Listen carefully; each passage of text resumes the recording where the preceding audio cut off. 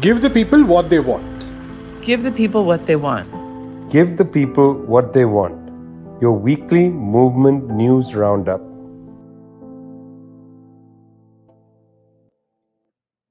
February 25th, Friday. Tensions in Ukraine continue. Yesterday, perhaps a stray fire hit a nuclear dump site in Chernobyl, radioactive dust in the air, flying all over the place. Civilians in cars trying to move towards the Polish border or at least away from Kiev. Russian paratroopers in Kiev. You're listening to Give the People What They Want, your weekly movement news roundup with Prasanth and Zoe from People's Dispatch. I'm Vijay from Globetrotter. Got to start with what's happening in Ukraine. Obviously, there have been wars other than this one. There was a war in Iraq, destroyed that country. War in Libya, destroyed that country. This is not so different from those wars, except one of the adversaries is a nuclear power country, that is to say, Russia. And it is facing off another nuclear power country, and that is the United States, which has troops in Poland, in Romania, troops, in a sense, within kilometers of Russian forces. A confrontation between the United States and Russia is exactly different than any other confrontation we've seen, except perhaps in Syria, where even in Syria, there was a direct confrontation between US and Russian troops. The Syria episode was a prelude to what we're seeing now. Lots of very, very harsh rhetoric coming from all sides. United States and the European partners really unable to formulate a proper response to this Russian entry into Ukraine. Sanctions announced by US President Joe Biden, very limited, unwilling to actually cut Russia off from the SWIFT system. Once again, contradictions are on display, contradictions coming from the Germans, the French, others. Energy prices have shot upwards for Europe. Already, inflationary pressure 5.6%. Not easy for the Europeans to deal with this question. Unlikely that the United States and NATO are going to move troops into Western Ukraine, but then what do we know? We were not able to last week, predict, in a sense, that Russian forces would enter into Ukraine in these numbers. It's also true that the two matters that Russia put on the table, number one, the question of keeping Ukraine as a neutral power, not as a NATO power, very much still on the table. Secondly, minority rights for Russian speakers, not only Russian speakers, Hungarian, Romanian, and other speakers. These languages invalidated by 2019 law passed in the government in Kiev. Minority rights, minorities in the eastern provinces being battered by not only state policy disregarding Russian rights to speak Russian in Ukraine, but also by neo-Nazi groups attacking them in the Donbass region and so on. Serious issues on the table. Not sure that this military intervention is going to be able to solve any of those problems. Those require negotiation. Will the negotiation table open up again? Will Russia believe that its mission can be accomplished by force? Will the Russian troops accelerate this particular intervention? Will it go on more than a week, 10 days? Will that be possible? Will Russian soldiers coming back in Russia in body bags, will that influence public opinion? Small sections of liberals on the streets in Russia protesting this action. Easy to take glib political points when it comes to war online. But I must say, this is a war. Wars are ugly. There is no good outcome that comes from wars. I began by talking about the hit on the dump in Chernobyl. Serious issues are on the table right here. The acceleration of this is simply not acceptable. What will happen in Warsaw? Will the Bucharest 9, that is the 9 Eastern European countries that are part of NATO, will they operate independently? What will happen in Estonia, Latvia, up there in the Baltics? Will they feel under pressure to do something? This is very hard for small countries like that. Is there the possibility of peace? The United Nations has shown that it has absolutely no legs in this conflict. It's to be seen what's going to happen, but certainly one very much hopes that peace is going to return on the table. I'd like to just say before I move this conversation along that this conflict did not begin this week with the Russian entry into Ukraine. This conflict began in 2014 when the government of Viktor Yanukovych was overthrown, largely by the pressure of the Western Bloc, NATO, and the United States. That's when the war actually begins. It emboldens the ultra nationalists in Ukraine and so on. This is a long conflict. It requires some measure of resolution. The war is not going to be that resolution. I think that's very much part of what we're interested in looking at next week, the following week. Come to peoplesdispatch.org to follow this. Got to be sober in these times. Meanwhile, of course, the man who revealed or helped reveal much of the information of war crimes committed by NATO and the United States in Afghanistan, Iraq, and so on, Julian Assange, still sits in Belmarsh prison, also known as the Guantanamo of Britain. There is a tribunal afoot to raise the issue of Julian Assange. Zoe, bring us up to speed on the Belmarsh tribunal.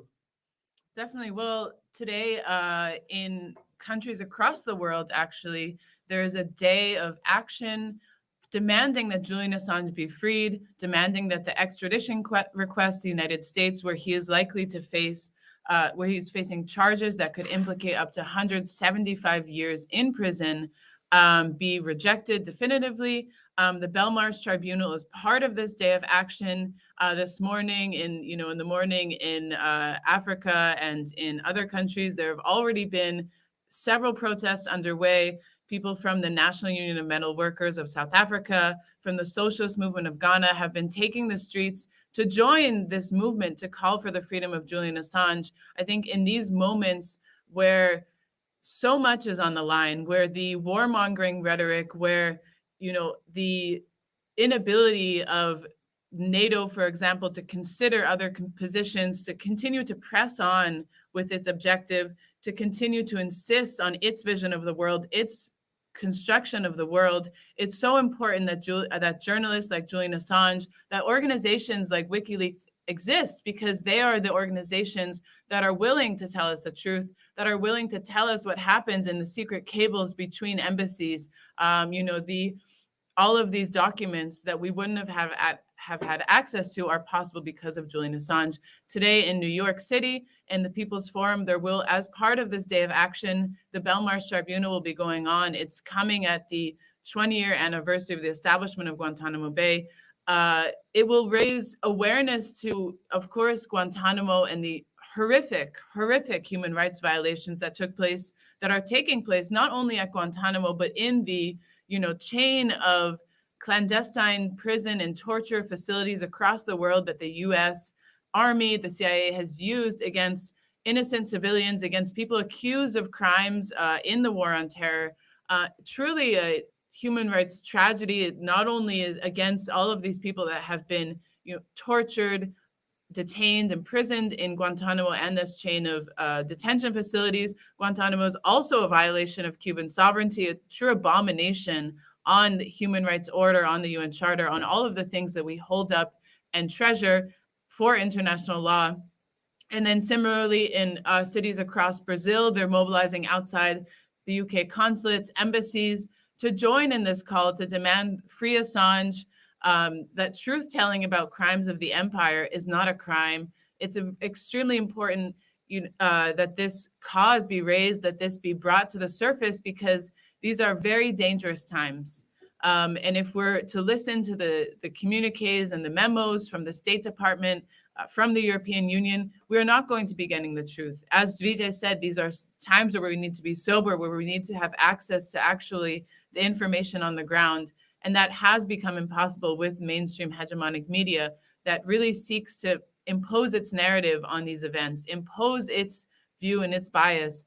So more than ever, we need to defend Julian Assange, defend WikiLeaks, and defend this kind of journalism that rejects being stenographers of the states and is giving information to the people, to the victims of these crimes, and moves us to a world of peace, of multipolarity, and of transparency.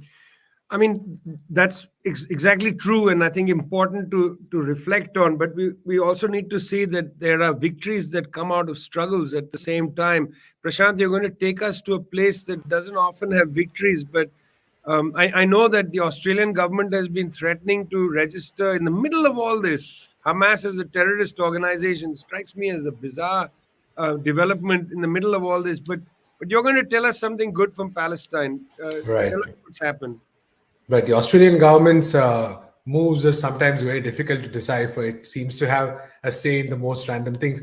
But the important thing to note here is that on February 24th, the reports came that Hisham Abu Hawash and Migdal al-Kawasme, two Palestinian administrative detainees, were finally released. And these two are very important people, along with many others, including Qaid al-Fasfus. All of these prisoners last year had gone on long hunger strikes against the practice of their administrative detention. Now, let's take the case of just these two people. For instance, Hisham Abu Hawash was on a hunger strike for 141 days, and Migdad al-Kawasmi was on a hunger strike for 114 days. And the reason they went on a hunger strike was quite simple, because we've talked about this, of course, on the show before, but I think their hunger strike and the hunger strike of others like them over last year was the ultimate method of confronting what the Israelis, the Israeli weapon, that is administrative detention. And the administrative detention is a practice so patently absurd by any standard of law that, nothing has actually served to sort of counter it or to prevent it. And in this context, all the Palestinian prisoners who were subjected to this could do was to actually literally put their lives on the line and say that if you do not end this practice whereby you can just arbitrarily detain a person for 4 to 6 months, sometimes even without them knowing what the charge against them is about, as long as the prosecution can convince the judge that there is some kind of security aspect involved, as long as that can be convinced without the prisoners knowing what the issue is about, 4 to 6 months detention, which can be renewed again and again and again. And when confronted with this practice, the Palestinian prisoners, of course, this happened in the past, but last year was an especially important time because at some point, nearly 6 prisoners at the same time were on that kind of a hunger strike, and at least 3-4 of them crossed 100 days. And the impact on these prisoners has been horrific. If you saw some of the pictures, the extent to which they suffered, the kind of health complications, of course, they lost a lot of weight, nausea, dizziness, organ damage.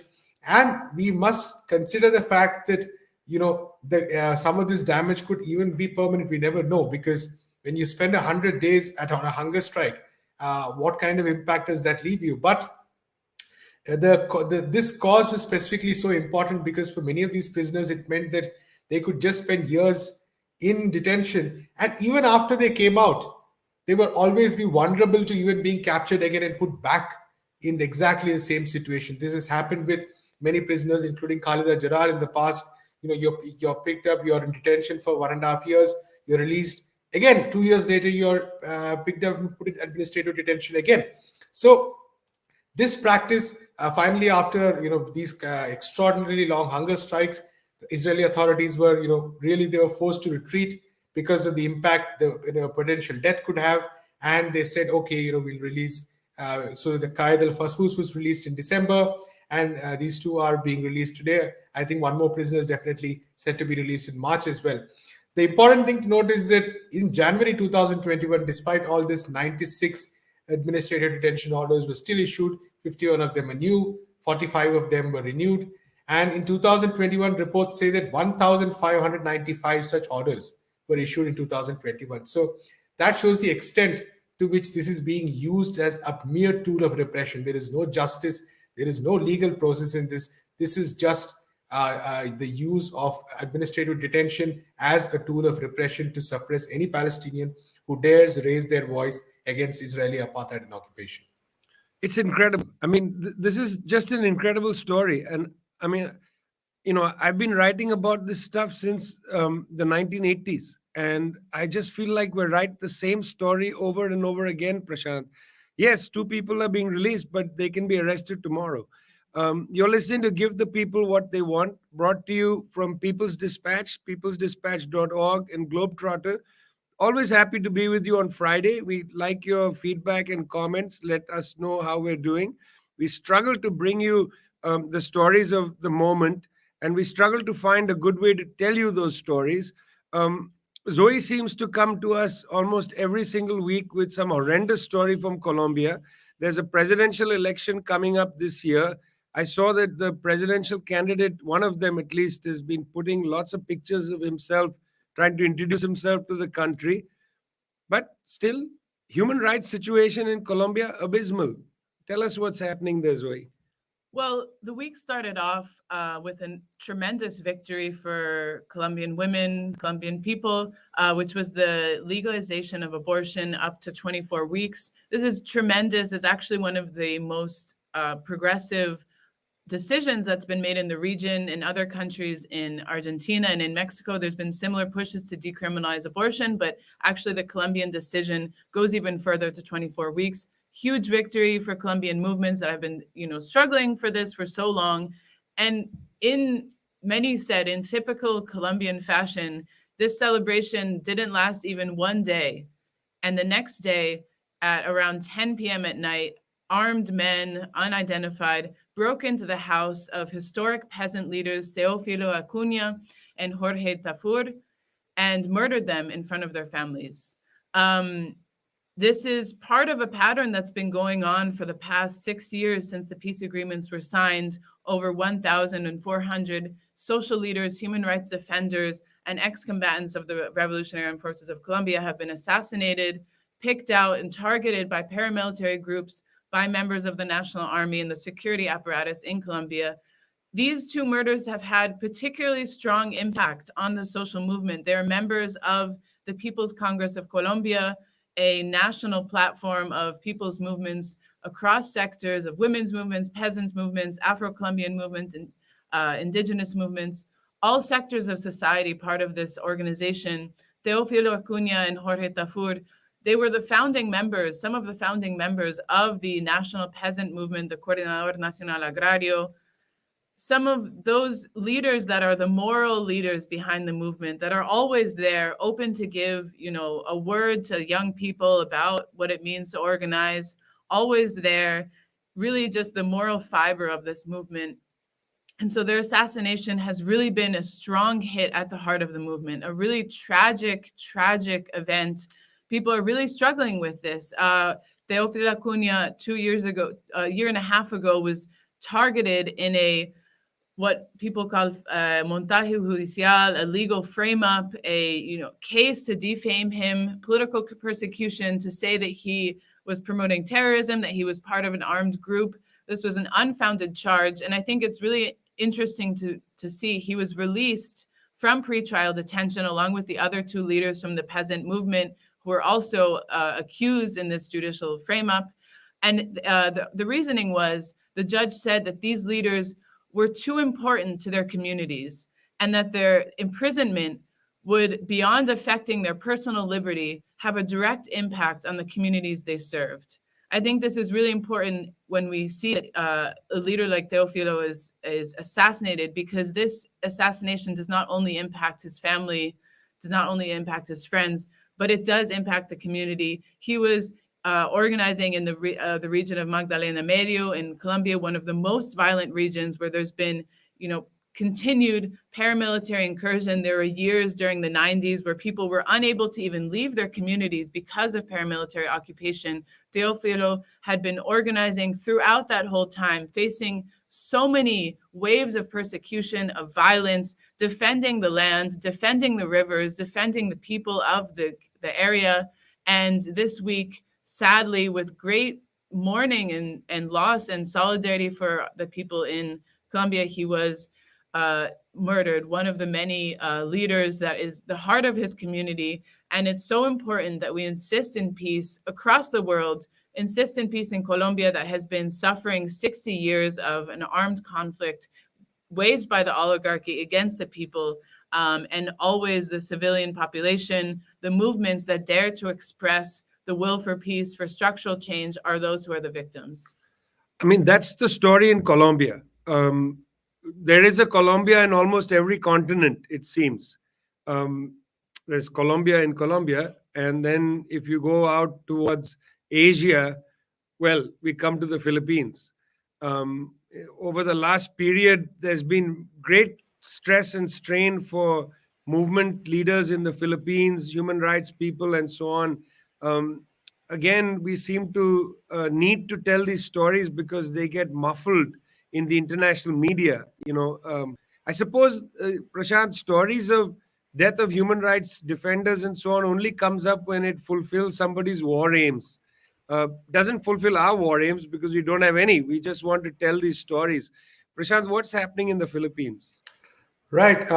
Today is a historic day actually in the Philippines because it marks the 36th anniversary of what's called the EDSA 1 revolution, or the People's Power Revolution, basically, where, Ferdinand Marcos, the dictator, was overthrown after a very long and brutal regime. And we talked about this before. We also marked the anniversary of the declaration of martial law itself, a very horrible period in the history of the Philippines. The numbers are that there were at least 35,000 instances of torture, 70,000 political imprisonments, 3,200 extrajudicial killings during that 14-year dictatorship, which ended in 1986, and massive corruption, to the extent that to this day, those stories of corruption are infamous. And like we talked about before, people came out onto the streets to mark this day. Of course, the key fact being that this is happening at a time when Marcos' son, Bongbong Marcos, is leading the election to become the next president in May. His vice presidential candidate is Sara Duterte, the daughter of the current president, Rodrigo Duterte, under whom a similar reign of terror has been taking place in the name of the so-called war on drugs. There's been this practice of red tagging, where activists of all sorts are accused of being members of the Communist Party of the Philippines and its armed wing, and therefore arrested, facing legal action. A very important example is that of a doctor called Nati Castro, who spent years, in fact decades, working for the health of the people, working for the health of those of the marginalized sections.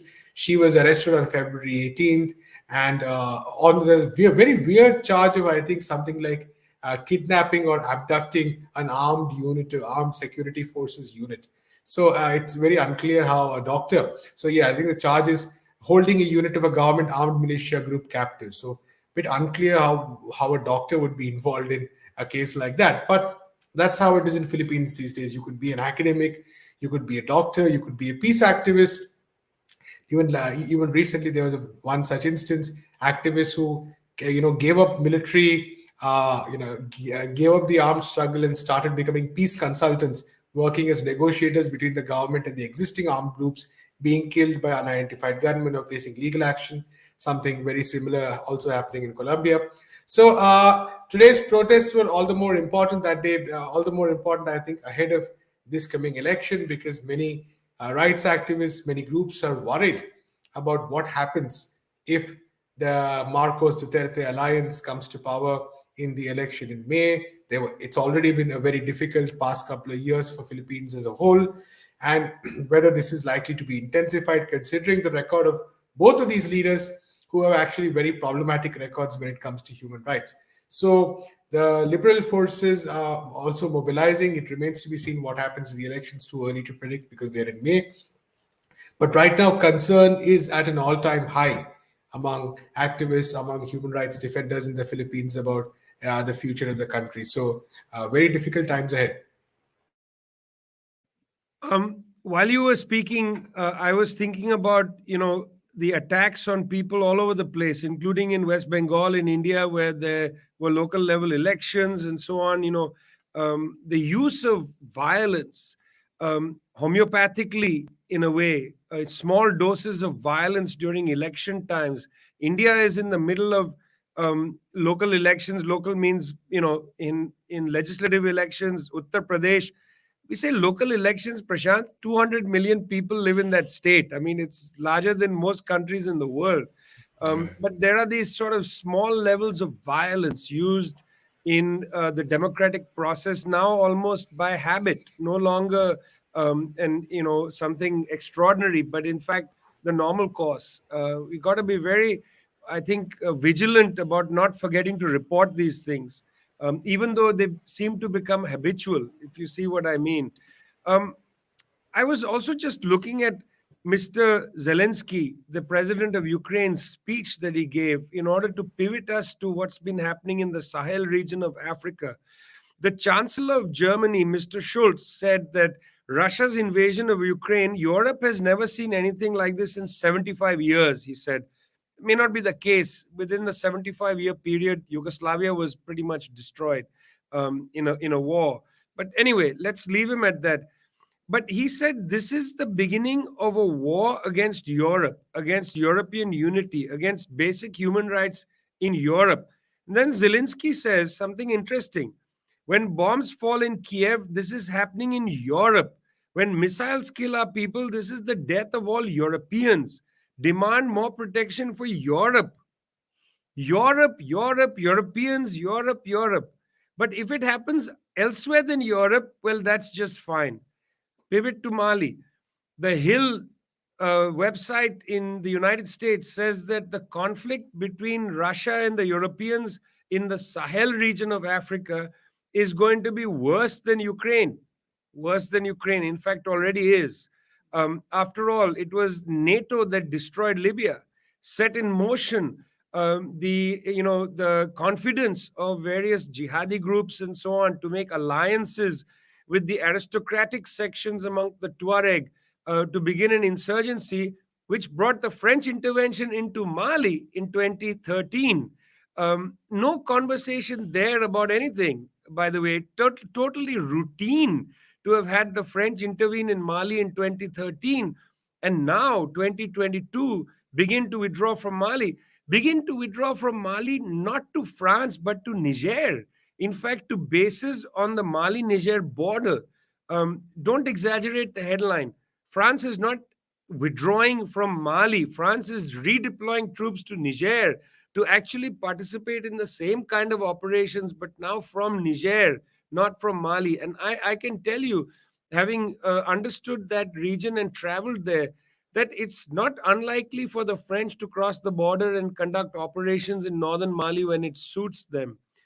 Think about what Schulz and Zelensky said. Oh my goodness, we have this war that is taking place in Europe, Europeans, Europe, and so on. But Africa, perfectly acceptable. Perfectly acceptable.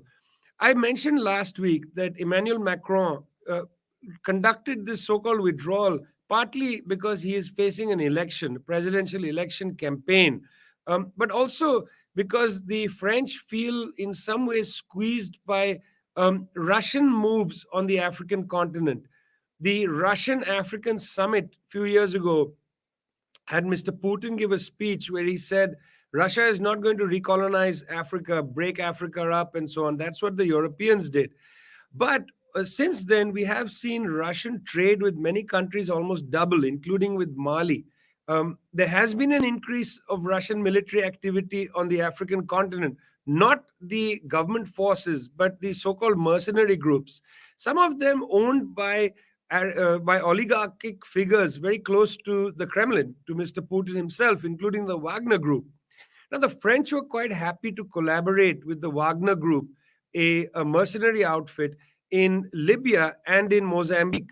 Perfectly happy. So when Macron said, look, Wagner is going to enter Mali, we don't want to cross swords with them, it's a little unclear that he even knows what he himself has been doing in Libya and in Mozambique, or he's merely lying to his own public. But the tension between Europe and Russia in the Sahel region is going to pick up, and we have to follow that carefully. But I wanted to just put on the table here a little bit of how dismaying it is to hear European leaders talk again about the specialness of Europe and to treat a continent like Africa as, in a sense, the garbage dump for their own great power ambitions. I want to put that on record because that's a speech Mr. Schultz and Zelensky have just made. You're listening to Give the People What They Want, brought to you from People's Dispatch, your favorite movement news site at peoplesdispatch.org. That's Prashant and Zoe, co-editors of that great project. I'm Vijay from Globetrotter. We'll see you next week. Coming to you with good stories, I hope. Looking forward to your comments. We need those. Thanks a lot.